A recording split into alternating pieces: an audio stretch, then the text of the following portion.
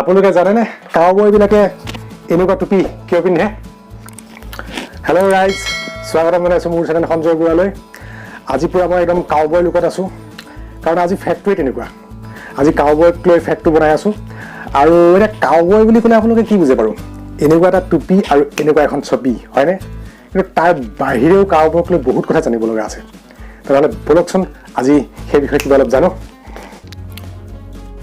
আমি যদি ইতিহাসৰ ফালে এপাক নজৰ দিওঁ তেন্তে দেখোঁ কলম্বাছে আমেৰিকা যোৱাৰ আগতে আমেৰিকাত কোনো কাউবয় বুলি শব্দই নাছিল। হয়, স্পেনিছ আৰু কলম্বাছ আমেৰিকা যোৱাৰ আগতে তাত পশুপালনক লৈও কোনো বিশেষ ব্যৱস্থা নাছিল। কিন্তু 1493 চনত কলম্বাছে প্ৰথম স্পেনিছ কাউবয়সকলক কেৰিবিয়ান দ্বীপপুঞ্জলৈ লৈ আহিছিল, যিখিনি জেগাক আমি ৱেষ্ট ইণ্ডিজ বুলিও কওঁ। আৰু 1521 চনত এজন স্পেনিছ সামুদ্ৰিক অধিনায়কে মেক্সিকোৰ পৰা 6টা গৰু আৰু এটা বুল লৈ এই দ্বীপলৈ আহিছিল। ইয়াৰ পৰাই আমি গম পাওঁ যে কাউবয় শব্দটো স্পেইনৰ পৰা অহা আৰু কাউবয়সকল পশুপালনৰ লগত জড়িত ব্যক্তি। সাধাৰণভাৱে আমি ইয়াকে ক'ব পাৰোঁ যে উত্তৰ আমেৰিকাৰ ফাৰ্মবোৰত পশুৰ চোৱা চিতা কৰা ব্যক্তিসকলকে কাউবয় বুলি কোৱা হয়। এটা বিশাল এৰিয়াত তেওঁলোকে পশুবোৰ চোৱা মেলা কৰিব লগা হয়। পশুবোৰ যেতিয়া চৰিবলৈ এৰি দিয়া হয় তেতিয়া পশুবোৰ চোৱা চিতা কৰিবলৈ এঠাইৰ পৰা আন ঠাইলৈ যাব লগা হয়। যিহেতু এটা বিশাল এৰিয়াত পশুবোৰ চৰি থাকে তেতিয়া এঠাইৰ পৰা আন ঠাইলৈ যাওঁতে বহু সময় লয়। সেয়েহে এওঁলোকে তেতিয়া পশুবোৰ চৰাবলৈ এঠাইৰ পৰা আন ঠাইলৈ যাওঁতে ঘোঁৰাৰ ব্যৱহাৰ কৰে। কাউবয়সকলে কৃষিৰ লগত জড়িত হোৱাৰ লগতে অন্যান্য বহুত কাম কৰে, যেনে অশ্বাৰোহণৰ প্ৰতিযোগিতাৰ কাম, তাত অংশগ্ৰহণৰ কাম ইত্যাদি। 19 শতাব্দীৰ শেষৰ ফালেতো এই কাউবয়সকল উত্তৰ মেক্সিকোত তেওঁলোকৰ বিশেষ পৰম্পৰাৰ পৰা উৎপত্তি হোৱা মহত্বৰ বাবে কিংবদন্তি হৈ পৰিল। এতিয়া হয়তো আপোনালোকৰ মনত এটা প্ৰশ্ন জাগিব পাৰে, ইয়াতো আমেৰিকান কাউবয়, যদি কাউবয়সকল স্পেইনৰ পৰাই আহিছিল, কাউবয় পৰম্পৰা আমেৰিকাত স্পেইনেই আনিছিল, তেনেহ'লে স্পেইনত ইয়াৰ আৰম্ভণি কেতিয়া হৈছিল? ইয়াৰ উত্তৰটো হ'ল মধ্যযুগত স্পেইনত হাচিন্দা প্ৰণালীৰ জৰিয়তে ইয়াৰ আৰম্ভ হৈছিল। হাচিন্দা মানে ডাঙৰ ডাঙৰ জমিদাৰীসকলক বুজোৱা হয়।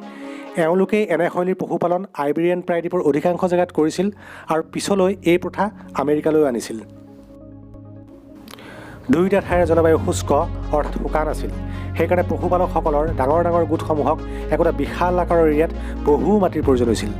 আৰু এই বিশাল ভূমি ক্ষেত্ৰত খোজকাঢ়ি খেতি বা পশুপালনৰ কাম চলোৱাটো সম্ভৱ নাছিল।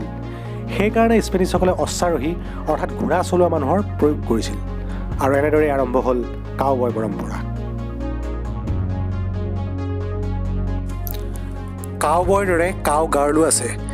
ইতিহাসত এওঁলোকৰ উল্লেখ খুব কম আছে যদিও আধুনিক সময়ত কাউ গাৰ্লেও কাউবয়ৰ দৰে সমান ভূমিকা পালন কৰা দেখা যায়।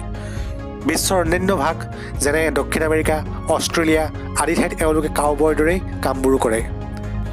নেশ্যনেল কাউগাৰ্ল মিউজিয়াম আৰু হল অফ ফ্ৰেমৰ দৰে প্ৰতিষ্ঠানে শেহতীয়া বছৰবোৰত কাউগাৰ্লৰ অৱদান সংগ্ৰহ কৰা আৰু তেওঁলোকৰ নথি পত্ৰ প্ৰস্তুত কৰাত গুৰুত্বপূৰ্ণ প্ৰচেষ্টা কৰিছে। আনহাতে ৱাইল্ড ৱেষ্ট শ্ব' ইয়াত প্ৰাপ্তবয়স্ক মহিলা কাউগাৰ্লসকলে তেওঁলোকৰ বিভিন্ন অশ্বাৰোহণ বা অন্যান্য কলাৰ প্ৰদৰ্শনেৰে বিশ্বজুৰি দৰ্শকক মনোৰঞ্জন কৰিবলৈ সক্ষম হৈছে। অতীতত কাউগাৰ্লসকলেও পশু ফাৰ্মত বহুখিনি কাম কৰা দেখা গৈছিল। বিশেষভাৱে যেতিয়া পুৰুষসকল যুদ্ধ বা অন্য কোনো দীঘলীয়া অভিযানত বা কামত বাহিৰলৈ যাব লগা হৈছিল, তেতিয়া পশু ফাৰ্মসমূহৰ দায়িত্ব মহিলাসকলে ল'ব লগা হৈছিল। বিশেষকৈ তেওঁলোকৰ পত্নীয়ে এই দায়িত্ব গ্ৰহণ কৰিছিল। যিহেতু তেওঁলোকে বাহিৰৰ পৰা অধিক সংখ্যক শ্ৰমিক আনি ৰাখিব নোৱাৰে, সেয়েহে কাউগাৰ্লসকলে পুৰুষৰ সমানে সমানে অশ্বাৰোহণ আৰু তেনে সম্বন্ধীয় কাম কাজত নিপুণ হ'বলগীয়া হৈছিল। এতিয়া আহোঁ কাউবয়ক লৈ কেইটামান ইণ্টাৰেষ্টিং ফেক্ট। তাৰ নম্বৰ 1, কাউবয়সকলক কাউবয় বুলি কিয় কোৱা হয়? হৰ্চ বয় বুলি কিয় কোৱা নহয়? কাৰণ কাউবয় যিসকলে ঘোঁৰা চলায় তেওঁলোকক কাউবয় বুলি কোৱা নহয়, তেওঁলোকক কোৱা হয় ইকুৱেষ্ট্ৰিয়েন্স অৰ্থাৎ অশ্বাৰোহী। নম্বৰ 2, কাউবয় শব্দটো মূলতঃ এটা স্পেনিছ শব্দ আৰু মেক্সিকোত কাউবয়ক বাকুৱেৰো বুলিও কোৱা হয়। এইটো মেক্সিকোৰ স্থানীয় নাম। নম্বৰ 3, কাউবয়সকলে হেটছ কিয় পিন্ধে? কাৰণ আমাৰ অসমত যেনেকৈ খেতিয়কসকলে অত্যাধিক গৰম বা বৰষুণৰ পৰা হাত সাৰিবলৈ পথাৰত কাম কৰোঁতে জাপি পিন্ধে, ঠিক তেনেকৈ কাউবয়সকলে কৃষি বা অন্যান্য কাম কাজত লগতে সূৰ্যৰ প্ৰখৰ উত্তাপৰ পৰা ৰক্ষা পাবলৈ টুপি পিন্ধে। এই হেটটোৱে তেওঁলোকক ছাঁ প্ৰদান কৰে। দ্বিতীয়তে, কাউবয়সকলে ক'ৰবাত কেতিয়াবা যাত্ৰা কৰোঁতে পানীৰ অভাৱ হ'লে লগত বিশেষ কোনো পাত্ৰ নাথাকিলে সেই টুপিটোতে পানী তুলি আনিব পাৰি। কাৰণ কাউবয়ৰ সেই টুপিটো লেডাৰেৰে গঠন কৰা হয়, যাৰ ফলত পানী সৰকিব নোৱাৰে। তৃতীয়তে কাউবয়ে নিজৰ টুপিটো অত্যাধিক গৰমত বিচনী হিচাপে ব্যৱহাৰ কৰে। চতুৰ্থতে শীতকালত কাউবয়ৰ টুপিটোৰ কাৰণে শীতৰ পৰা ৰক্ষা পাবলৈও বহুখিনি সহায়ক হয়। নম্বৰ 4, এইটো হ'ল কাউবয়ক লৈ আটাইতকৈ ইণ্টাৰেষ্টিং ফেক্ট। যিহেতু গৰুৰখীয়া বা চৰোৱা লোক অৰ্থাৎ গৰুৰক্ষকসকলক কাউবয় বুলি কোৱা হয় আৰু উত্তৰ আমেৰিকাৰ উপন্যাস চিনেমা আদিত যি গোচাৰক অৰ্থাৎ কাউবয় চৰিত্ৰৰ সৃষ্টি কৰা হয় সেয়া বাস্তৱৰ লগত খুব কমহে মিল থাকে। স্পেইন আমেৰিকাৰ কাউবয়ৰ পিছতে এতিয়া আমি আগবাঢ়িব লৈছোঁ এটা লোকেল ফেক্ট। অসমলৈ ঘূৰি আহিছোঁ, গতিকে অসমৰ ফেক্ট আৰু সেয়া হ'ল অসমীয়া জাপি। ব'লকচোন জাপিৰ লগত ৰিলেটেড কিছুমান ফেক্ট আমি জানো। জাপি বাঁহৰ কাঠিৰে সাজি টকৌ পাতেৰে চোৱা এবিধ মাজত টোপ থকা ঘূৰণীয়া ছত্ৰ। ই কেইবাবিধৰো আছে, যেনে ডাং জাপি, বৰ জাপি, পানী বা হালোৱা জাপি, সৰু দয়া জাপি ইত্যাদি। আদিম অৱস্থাত মানুহে নিজৰ দেহাটো ৰ'দ বৰষুণৰ পৰা ৰক্ষা কৰি ঢাকি ৰাখিবলৈ বিভিন্ন আহিলাৰ সহায় ল'বলগীয়া হৈছিল। সেয়ে পাছলৈ উদ্ভাৱিকা শক্তিৰে সাজি উলিয়াইছিল জাপি। বিশেষজ্ঞসকলৰ মতে সম্ভৱতঃ চীন দেশৰ লোকসকলে পোনপ্ৰথমে জাপি ব্যৱহাৰ কৰিছিল আৰু এই দেশৰ পুৰণি চিত্ৰকলাত জাপি পৰিধান কৰা মানুহৰ প্ৰতিকৃতি আছে। অনুমান কৰা হয় যে চীন দেশৰ পৰা জাপি সমগ্ৰ দক্ষিণ পশ্চিম এছিয়ালৈ বিয়পি পৰিছিল। অসমত সম্ভৱতঃ মংগোলীয় জনগোষ্ঠীৰ লোকসকলে পোনপ্ৰথমে জাপিৰ ব্যৱহাৰ কৰিছিল।